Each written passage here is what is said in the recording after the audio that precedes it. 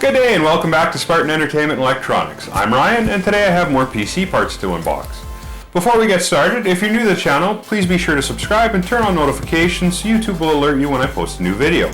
I have a video on the Uber 4K for 4K rig that I'm building because I quit smoking. A link to that video is here. This video is a follow-up to that build as I have picked up a different CPU cooler. The stock air cooler has been doing the job, but I have seen temps spiking around 91 degrees Celsius. So I wanted to get those numbers down a little bit, especially as this rig is now used more extensively for gaming, video editing, and I have now gotten into some light coding. I spent a lot of time doing the air versus liquid debate, and I was leaning towards air. The problem I ran into, and why I ended up going with liquid, is the Lian Li PC11D only has 155mm air cooler clearance. After asking around, I learned that this is tight and to try and stay under 150mm is better. Unfortunately, I wasn't happy with any of the options in the height range that would fit into this case. I was looking at various Noctua products, but only the Chromax ones, as I don't like the look of the standard Noctua colors. I was looking at the Deepcool Assassin. I was looking at all of the high-performance air coolers, only to discover that for my 3900X inside of the O11, they are all too tall and won't fit into the case without leaving the side panel off. So, with some hesitation about adding a potential major point of failure into my case, I have gone with an all-in-one liquid cooler from Corsair. Specifically, the Corsair H150i RGB Pro XT. I ended up picking it up for a really good price on Newegg during a flash sale. Canadian price before taxes was $199.99. Regular price on the cooler at most retailers is between $229 and $239, while MSRP on Corsair's website is $219.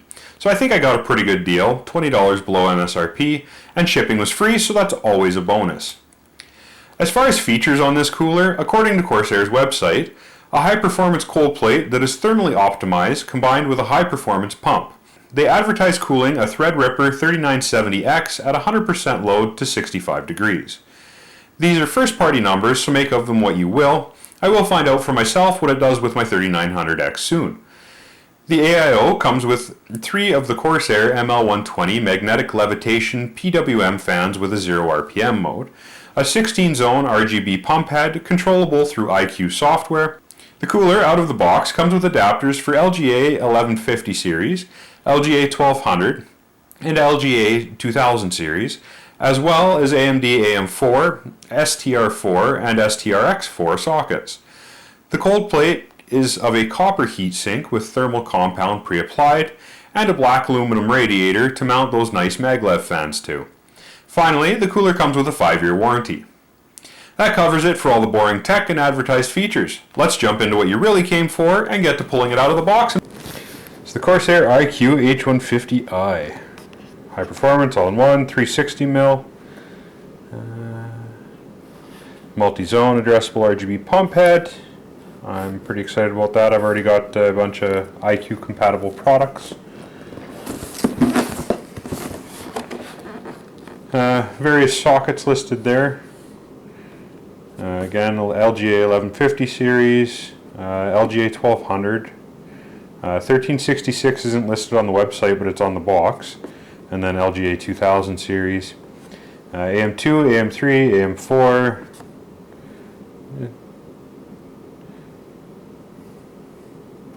Yeah, it's a very diverse product, compatible with a lot of CPUs, which is really nice. And it also makes it easier for Corsair to sell, so that's good for them.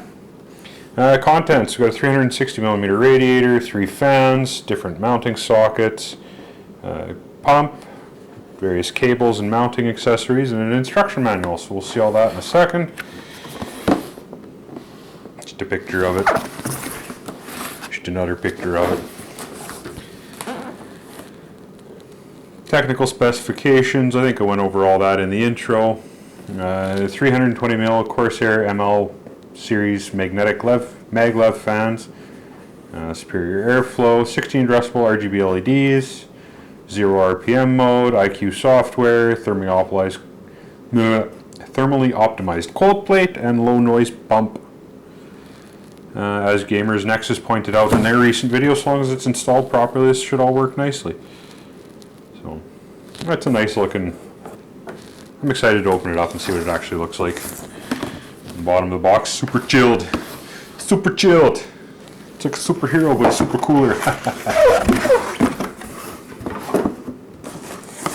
Styrofoam. Alright, what do we got going on here? 3 ML120 fans. Yeah. No rubber on them, so if there's any vibration it's going to go through into the radiator. I'm a little disappointed by that. I think that might be a bit of an oversight on Corsair's part. These are supposed to be RGB, so I'm curious to see what they look like lit up. Well, maybe they're not. They might not be RGB. I thought they were supposed to be, but they might not be. I will find out soon. There's supposed to be a daisy chain in here for them as well. So there's 3 of those in the box. This looks like got a back plate. I think that might be the AM4 bracket. Find out when I get to the instruction manual. Here's one set of mounting hardware for the back plate. Some more mounting hardware for different sockets. It looks like the word is escaping me right now. No, that looks like Threadripper. More mounting hardware. What else we got in here? Various screws and connectors and thumb screw caps. All kinds of good stuff in there. Pump head, thermal paste is pre-applied. I'm not going to rip that open just yet. It's a lot bigger than I expected. I mean, this is my first time dealing with an AIO. USB cable for RGB control. First time dealing with an AIO, and the pump head's a lot bigger than I expected. It's not good or bad in any way or shape or form, but it's just not what I expected. And it is what it is. SATA control, or SATA power. Daisy chain connectors for the fans. All kinds of good stuff in there. And then the actual radiator itself. Get this out without me there.